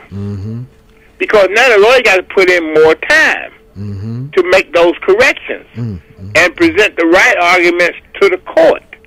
But, you know, obviously along the way, if you don't have the literature, even if you don't have a lawyer, but if you don't have the literature and then you also don't have a lawyer, I mean, you're in double trouble. And so that's what I found sort of fascinating about what Cornelius Ricks was doing, was that he was more, at least taking one hurdle away from black people who had to go before these courts. Right, and there's a principle, PLE, of the power of one. Cornelius had been done an injustice. He talks about how he was propelled into the quest to establish a legal library, and it was his own situation of having an injustice perpetrated on him. Okay. His indignation at that has led to this quest for a community solution to the free hand that Kelly and his Rangers have had in the black community. And I'll just add this, Brother Sinke has a question, is that they just came out in the papers maybe Wednesday or Thursday with this thing that can determine if you have a gun on you, supposed to be an X-ray. But I was told years ago that they have that, and that they could have, and that's what's used in security situations. They aim a thing at you, and they can determine whether you have a weapon on you.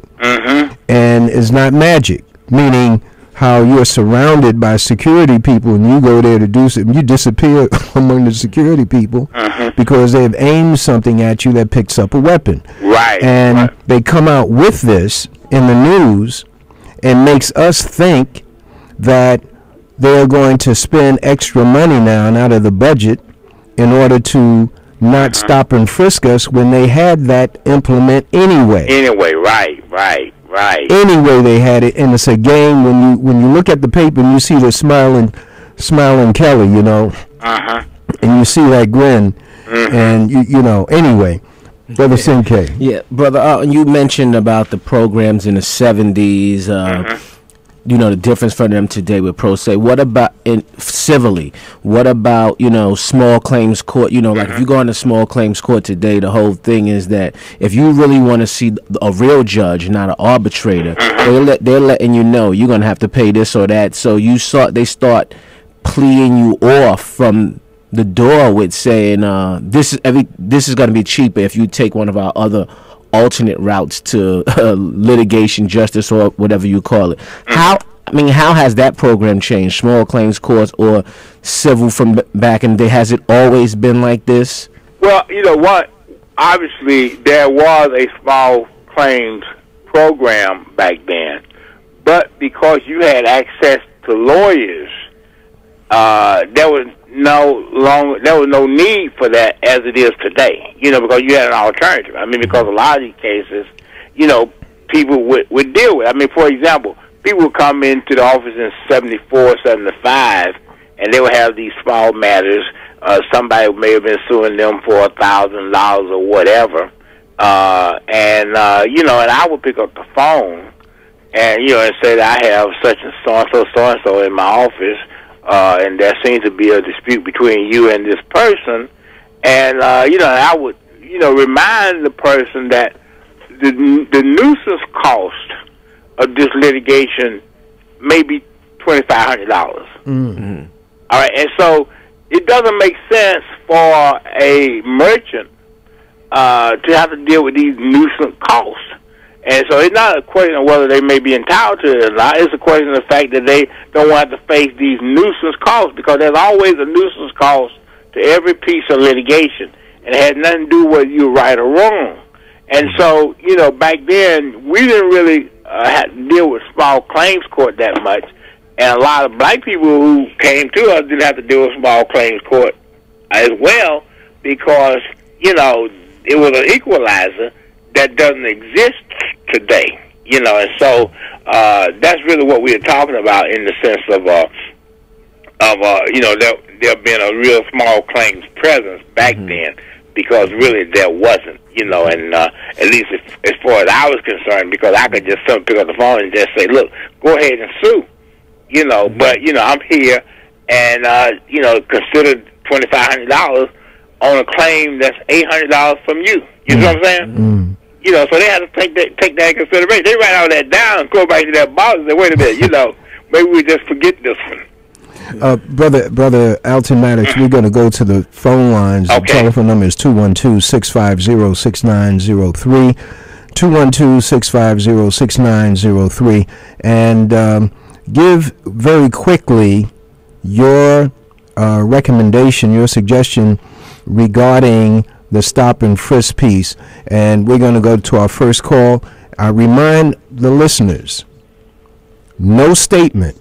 If you go into a statement, I'm cutting you off. Go right to your question.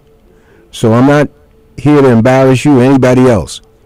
Go to your question. God bless you. Thank you for your call. You're on the Black Air. Yes, God bless you. I'd love to ask Martin, and I'll get off. Hold on a second. You got your radio, your internet up? We're getting feedback, so you turn that down, and we can proceed, okay? Okay. This is WHCR 90.3 on the FM dial. You ready? Okay. Yes.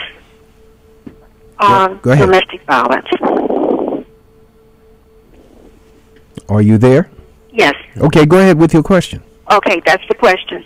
I'm sorry, I didn't hear it. That's right. a statement. In reference to domestic violence and how the courts are set up against the black male. Okay. All right. Thank you, ma'am. Domestic violence and how the courts are set up against the black male. Well, I think that, it's no question about it. I've certainly been involved in these cases that the presumption is in favor of the woman. You know, I mean, it's not to say that these cases can't be won, but you got to really make sure that if you are a male, that you just can't walk into the courtroom naked and think that the judge is going to believe that you're not the problem. You know, so because the reality of it is that's the way that black men have been imaged, you know, in this country. In such a way that it doesn't really tell the truth in many situations.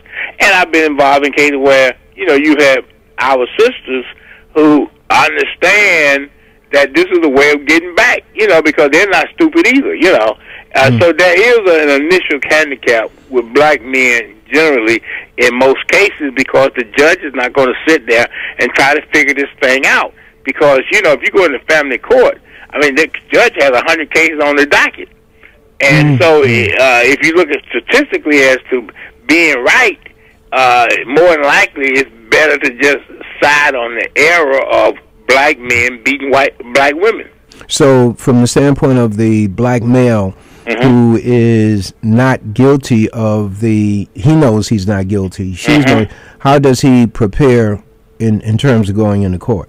Well, I think, first of all, if you're a black male, you probably need to really have a lawyer. I mean, that may be the only way that you can really talk to the judge in such a way that they will dispel that presumption of being against the black male. I mean, I think that's really it. If you can't afford the lawyer, then you got to really make sure that you present something in the first 2 minutes, you know, that will give people an idea that this brother is being set up. Okay. All right. Telephone number 212-650-6903. You'll be on the air with Attorney Alton Maddox. And your question, direct to the point. We only have a few more minutes with him. And God bless you. Thank you for your call. You're on the Black Air. Greetings. I can't hear. Greetings to both you brothers, Alton. Yes. And Kay. Yes, go ahead. The outcome of your meeting at the library, what was it? Is there a fundraiser going on? I understand that you spoke, but what is the outcome? Does he need money? Is he going to have another fundraiser? I suppose that, you know, that question best given to Rick, Cornelius Rick, but, you know, from what I understand from the reactions that he got, as well as the reaction that I got the next day, because my phone certainly was ringing off the hook. He said that his phone was ringing more off the hook.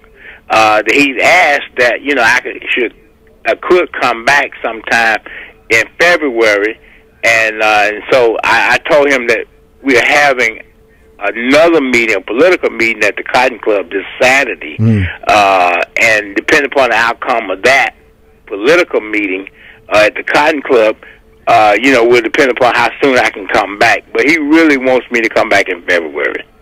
You have a important announcement regarding Dr. Umar Johnson.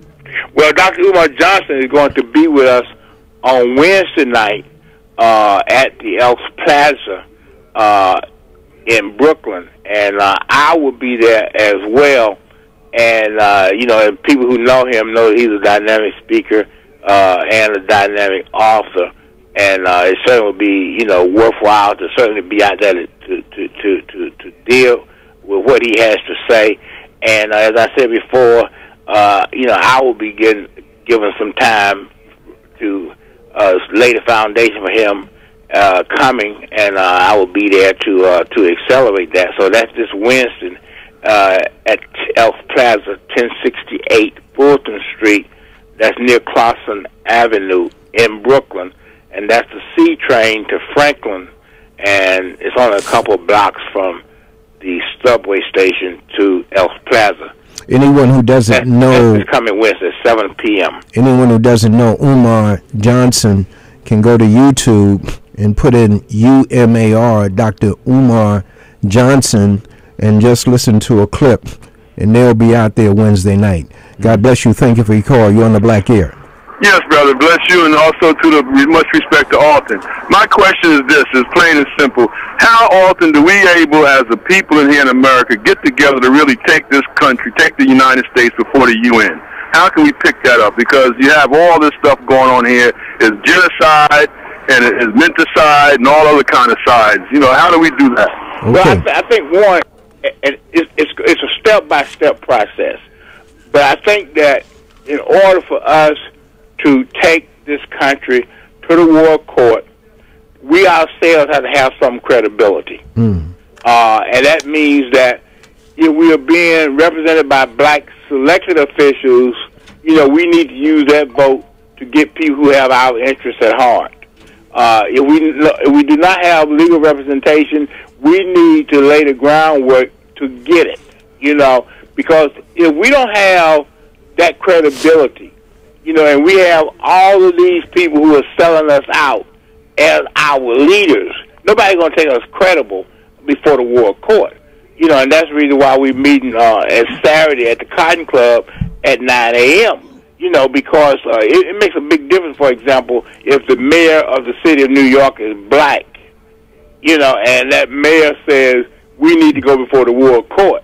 You know, then somebody got to look at that, you know, and that's what we don't have now.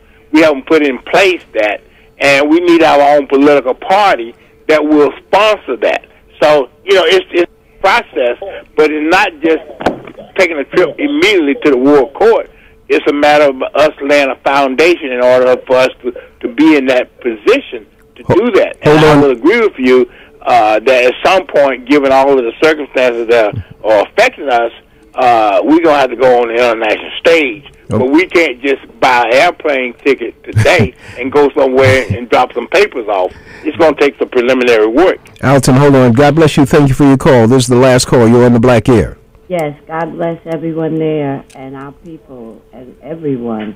Alton, I want to know what strategies we can use collectively around stop and frisk besides the lawsuits that are, you know, in process. Like in the Bronx, talk a little bit about what happened in the Bronx regarding this clean halls policy, but what we can do going even beyond the lawsuits for that outrageous policy of stop and frisk. And I'll listen on the computer. Okay. Thank you. And I'm absolutely certain now, and if there's any politician out there who has a better answer to this, you know, then Brother Leroy can bring them on the air next week. You know, but for me, our major problem right now is that we happen to be in one of the largest cities, one of the largest states in the Democratic column.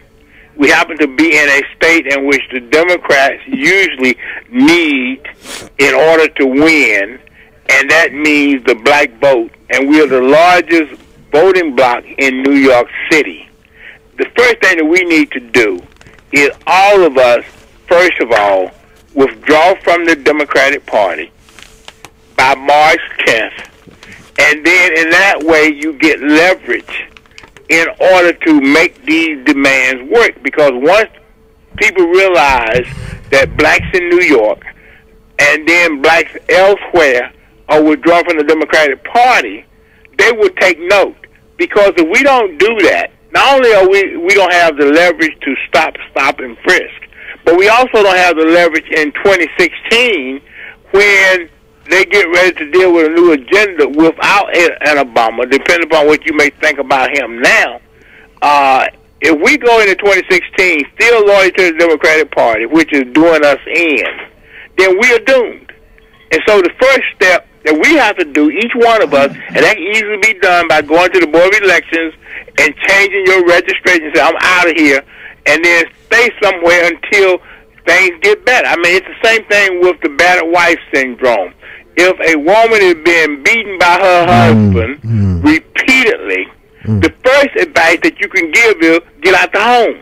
And then once the man is out of the home, now we can talk about what it might take for me to return. But as long as I stay in the home as a battered wife, there is no relief. Attorney Alton Maddox, Saturday morning is a meeting open to the community? No, well, this meeting is a serious business political meeting, not a rally. You know, Wednesday night when you come there, you can come in there free. All right. But we're trying to get people who are serious about the direction of our community. And in that sense, you know, freedom is not free. Got it. All right. So, but if you really want a great night, on Wednesday night will be great in Brooklyn at the Elks Plaza.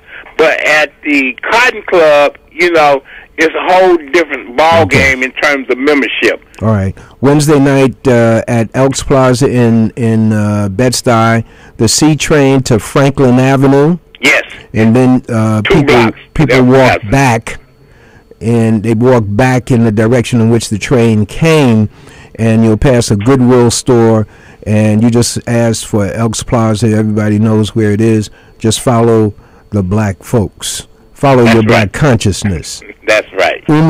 Dr. Umar Johnson. Absolutely. Look for him in YouTube, and you'll be at the meeting on Wednesday night. My brother, I want to thank you very much. The phones are off the hook, but we are getting the hook. We got to get in the wind. God bless you, my brother. All right. Thank you very much for the invitation. All right. Peace. Ladies and gentlemen, the Amsterdam News on page 17 has a very important article. It's on a book review, Slave Revolts in Puerto Rico. Conspiracies and Uprisings, 1795 and 1873. You know they were black folks. And in the Final Call newspaper on page 9, the real reason why the French and the American companies are going in and killing Malian people in Mali, you shouldn't say that's, you know, over there and doesn't relate to me. You should review what is actually going on so that you can be in front of the news as opposed to in back of the news. Also, tomorrow morning is part 2 of an interview with Brother Robert on how black men and black Muslims stay sane in the prison complex, which is geared to driving them insane. Tuesday night on Blog Talk Radio, www.blogtalkradio.com/The Keys 107 will be the brother who was sued along with Oprah Winfrey regarding the beef dispute years ago when she said, I'm not eating no more beef. That relates to mad cow disease. That's Tuesday night on blogtalkradio.com/The Keys 107. And you'll be in great company. Leland Harley will follow. God bless you all. Stay tuned for the sister with information on black sports in the black community.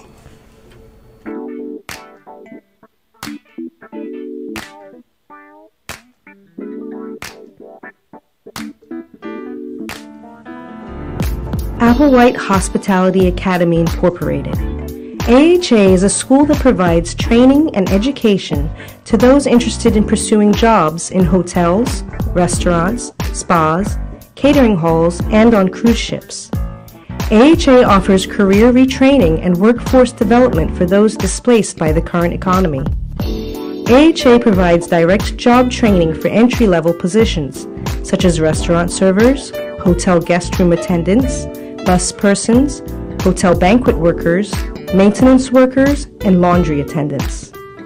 AHA's accredited curriculum is provided by the American Hotel and Lodging Association. AHA is licensed by the New York State Department of Education. AHA classes begin every 6 weeks starting February 11th, 2013, and run 5 days a week from 9 a.m. to 4 p.m. for 6 weeks. A new cycle of classes begin every 6 weeks for a total of 8 sessions per year. AHA's mission is to deliver highly trained professionals ready to meet the guest service needs of the hospitality industry. For information about tuition, call 212-222-5849 or visit applewhitenyc.com.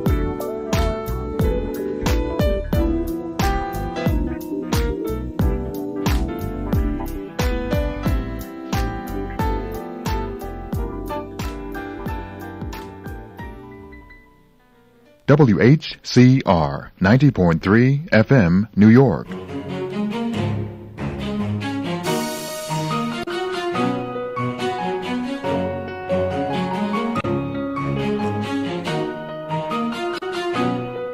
Welcome to What's Going On. I'm your girl, Steph. I love sports. I love talking about everything from knockouts to big shots to Game 7 and game-changing plays. You need heart to win. That's right, heart. You'll think twice about everything you hear or see after my tape. Why? Because I'm changing the game. What's going on? I'll tell you. Sundays, 3 p.m. to 4:30 on WHCR 90.3 FM, New York.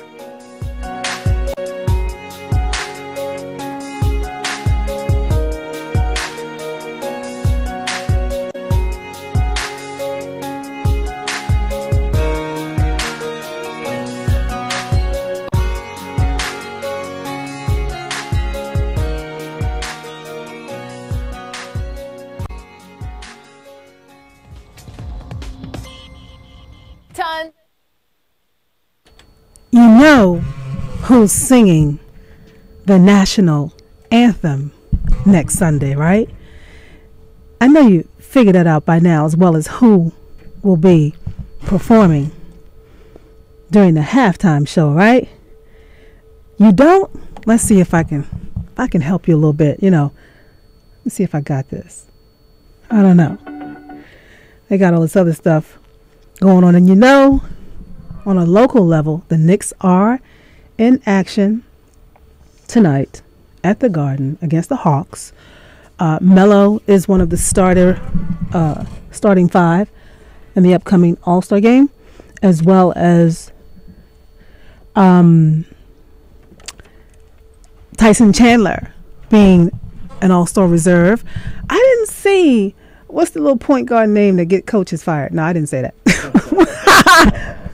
What's his name? DeVon Williams. I ain't see.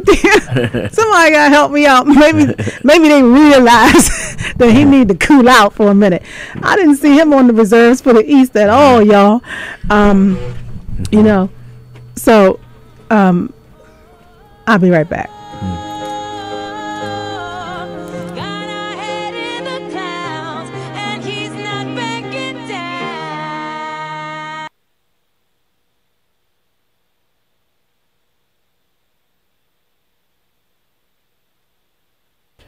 Well, in any case, I was sharing with you the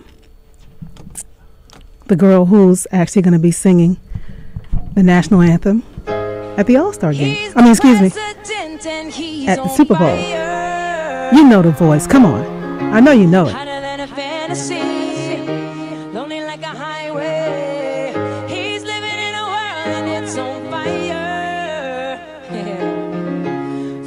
Catastrophe, but he knows he can fly away. Oh, he's got both feet on the ground and he's burning it down. Oh,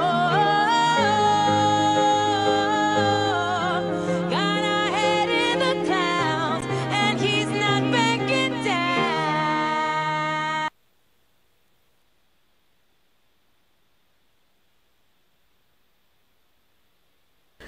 Okay, the computer's, being temperamental, I guess. Let me see. It's Alicia Keys, by the way. Y'all know the feeling, right?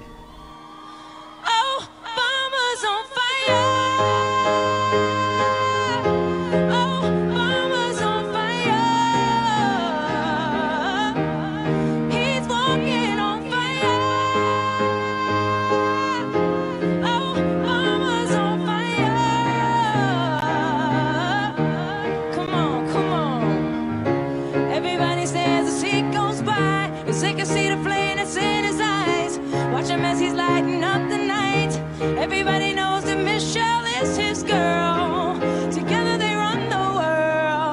So we gon' let it burn, baby, burn, baby. Oh, mama's on fire.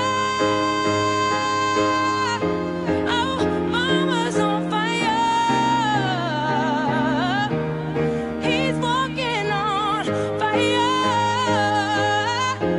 Oh, mama's on fire.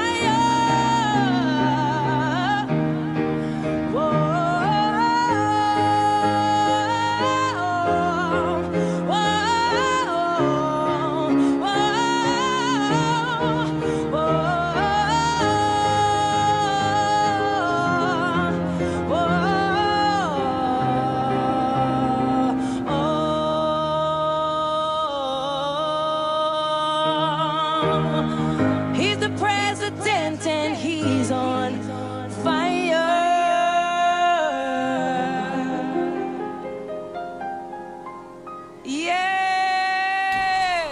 Y'all feeling that, right? You know I had to go get that, right, Kay? Yeah. Oh, come on, Alicia Keys. You know I had to rock that one because for a minute I was trying to figure out who would be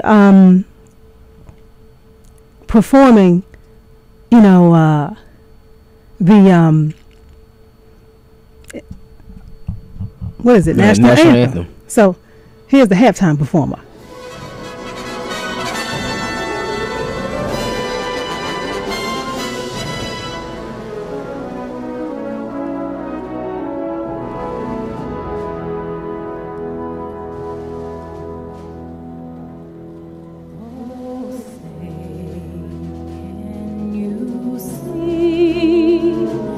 By the dawn's early light, what so proudly we held at the twilight's last gleaming, whose broad stripes and bright stars through the perilous fight o'er the ramparts we watched were so gallantly streaming, and the rocket's red glare, the bombs bursting in air, gave proof through the night that our flag was still there.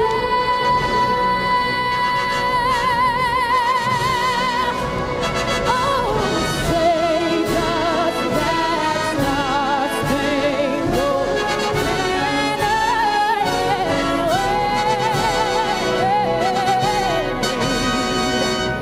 o'er the land of the free and the home of the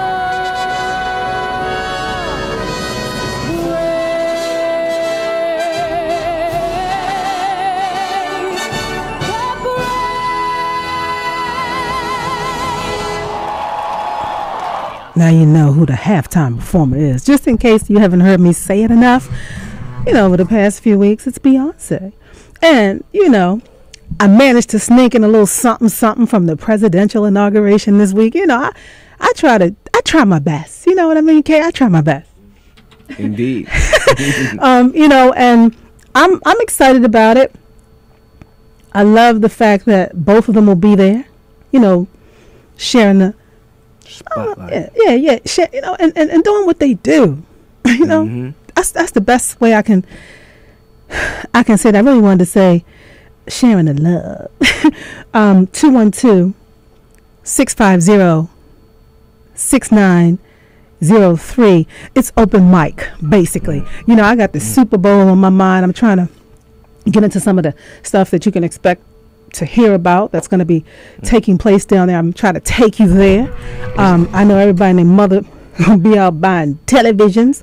It's because the Ravens are in it. That's why you hype. Wait, hold on. See, you're from Baltimore. Well, okay. See, he jumped the gun. Y'all. I was trying to ease my way into it, but since that's how you want to card, as we say, since you want to card like that, that's what it is. Let me just say this: do not ever question. You cannot compete. You cannot go against a woman's intuition. I said it before. I will say it again. I said the Ravens are going to be in the Super Bowl. I told Corey from Sirius XM. I've said it how many times, you know what I mean, along the way. And everybody was like, well, you know, she's from Baltimore, so that's where that's coming from. But sometimes you just know. I said, nah, the momentum picked up at the right time. Ray Lewis may not be 100%, but he's just enough of what they need. You know, sometimes I remember me and Mr. I, may he rest in peace, used to sit in here, and we used to talk. And I remember towards the end of Mr. I's time here, I used to always say, he would, I don't know, Mr. I would be talking about whatever, maybe the kids he works with and the love for what he does, or he'd be bringing up all these wonderful stories that he had to share. And I said, Mr. I, here's the conclusion that I'm drawing. And I'm going to stand by it. There's nothing you can't do with the right type of support. So Ray Lewis might not have been able to be physically as aggressive and accurate and do what he had been doing as effectively before he tore his arm up. But I'm telling you, something about his presence. Oh, yeah. and when you have that in life, that's money. Oh, you know what I mean? You're never broke, by the way, if you're using it right, or if you get the right type of opportunity. I mean, his presence. You can't. Oh, come on, Kat. You know what I'm talking about. No, I agree. Ray Lewis is not the athlete that he once was. And of course, 17 years in the NFL at linebacker, you can't expect one to be. But what he brings intangibly to the team, it's hard to measure that. And, they are playing for him to some degree. And there you go. Ed Reed, they should also, because Ed Reed doesn't have a Super Bowl. This will be Ed Reed. Ed Reed's a first ballot Hall of Famer also. And I think that his stories, not really getting told, is kind of caught up in Ray's glamour and everything. But Ed Reed is first ballot Hall of Famer. Ed Reed's statistics, you can put up against anybody. And, a lot of people also want to see Ed Reed, get his first, get his first championship, And I'm up voting for Ed Reed, and that's kind of blasphemous for me being a diehard Steeler fan in the same division. But of course, I don't want San Fran to get 6 championships like the Steelers, so I'm having to go for Baltimore by default. What? Let me just say something, and this just doesn't apply to little girls. Fairy tales do come true. You know what I mean? Now, even if, yes, I'm going to say this, even if B. Moore does not win the Super Bowl, it's enough of a fairy tale for me right about now that Ray Lewis is even in the Super Bowl, that he's even going to New Orleans. Because first and foremost, he had a season-ending injury, and they played